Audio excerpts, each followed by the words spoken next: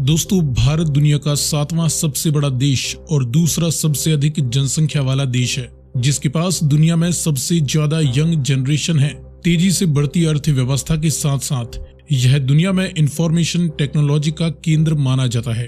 भारत के पास दुनिया की चौथी सबसे शक्तिशाली सेना है और दुनिया के प्रभावशाली देश America, Russia, France, UK, Israel आदि देशों के साथ भारत की मित्रता और डिफेंस डील्स के चलते आने वाले समय में भारत एक ग्लोबल सुपर पावर बनने की दिशा में भी आगे बढ़ रहा है।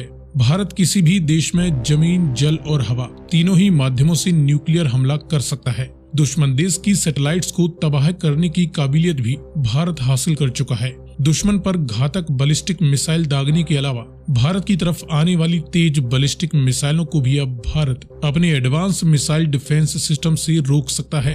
भविष्य में आने वाली सैन्य तकनीकों जैसे advance futuristic soldiers, robot soldiers, futuristic battle tanks, missile defence system, drones, 6th generation jets आदि तरह की मॉडर्न तकनीक बनाने के प्रयास भी भारत में तेजी से किए जा रहे हैं।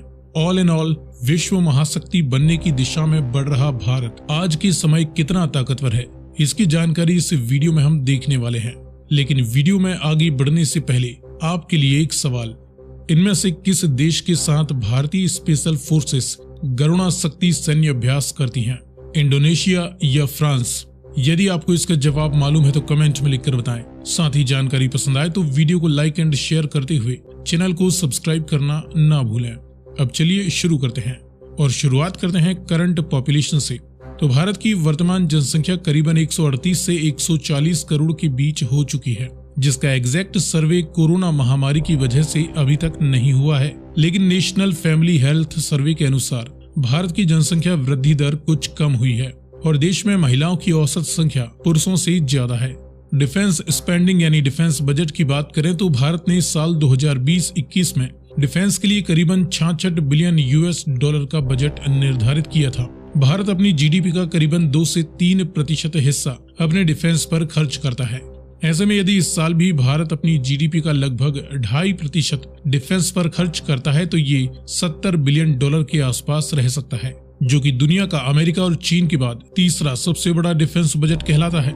सभी देशों की अपडेटेड डिफेंस बजट आते ही हम एक नया वीडियो जल्द ही अपलोड करेंगे। इसके लिए चैनल को सब्सक्राइब कर बेल आइकन जरूर दबाएं ताकि आपको उस वीडियो का नोटिफिकेशन सबसे पहले मिल सके। इसके बाद आगे बढ़ते हैं और जानते हैं भारत की जमीनी ताकत। पहले एक्टिव मिलिट्री पर्सनल की बात करें तो इंडियन आर्मी में 12.3 लाख, इंडियन नेवी में 67,000 व इंडियन एयरफोर्स में करीबन 1.3 लाख एक्टिव मिलिट्री पर्सनल हैं। यानी भारतीय सेना में कुल 14 लाख से अधिक एक्टिव मिलिट्री पर्सनल मौजूद हैं।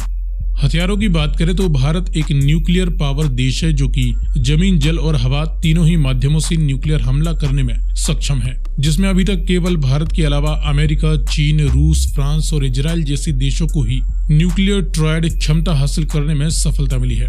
भारत के पास 156 न्यूक्लियर वारहेड हैं, जिनकी संख्या आगे बढ़ सकती है। इसके बाद देखें मैन बैटल टैंक्स, तो भारत दुनिया का चौथा सबसे ज्यादा बैटल टैंक्स रखने वाला देश है। दुनिया में सबसे ज्यादा टैंक्स रखने वाले टॉप 10 देशों पर बनाया गया हमारा पिछला वीडियो देखने के लिए आप ऊपर दिए गए लिंक पर क्लिक करके देख सकते हैं। उसमें हमने बताया था कि भारत के पास इस वक्त करीबन 4,750 से ज्यादा मैन बैटल टैंक्स हैं। इसमें कुछ प्रमुख हैं T-90 भीष्मा, T-72 अजय और इनके अपग्रेडेड वर्जन्स। इन दोनों की 4500 से ज्यादा यूनिट्स इंडियन मिलिट्री में हैं।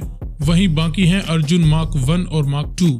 वहीं T-90 भीष्मा और अर्जुन की करीबन 600 यूनिट्स अभी अंडर कंस्ट्रक्शन हैं। इनके अलावा भारत के पास विजयंता और T-55 मैन बैटल टैंक्स की कुछ यूनिट्स हैं, जिन्हें LOC पर तैनात किया गया है और ये सिर्फ स्टैटिक यानी कि एक ही जगह फिक्स रहकर फायर करने के लिए इस्तेमाल किए जा सकते हैं। टैंक्स के साथ इन्फेंट्री फाइटिंग व्हीकल्स में भारत के पास सोवियत समय की 2500 BMP-1 IFVs हैं, जिन्हें नई तकनीक और हथियारों से अपग्रेड कर भारतीय सेना में शामिल किया गया है, जिन्हें BMP-2 सरथ कहा जाता है। इसके बाद रॉकेट लॉन्चर्स देखें तो भारत के पास 1300 से भी अधिक रॉकेट लॉन्चर्स मौजूद हैं।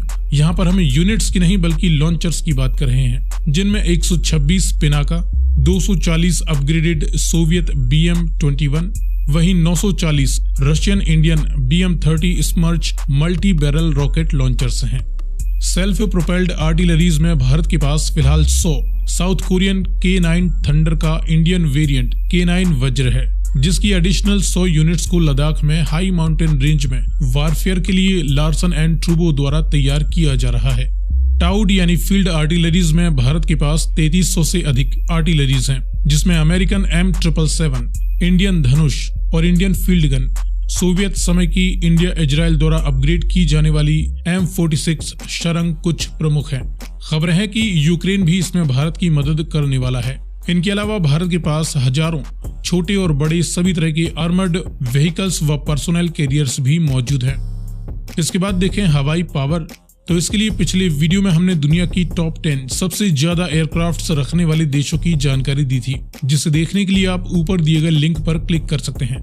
इसमें हमने जाना था कि भारत के पास फिलहाल 2130 से भी अधिक एक्टिव सभी तरह के एयरक्राफ्ट्स मौजूद हैं, जिसमें 500 के करीब फाइटर व इंटरसेप्टर जेट्स हैं। इनमें शामिल हैं Rafale, Sukhoi Su-30 MKI, MiG-29, Miraj 2000 और HAL तेजस।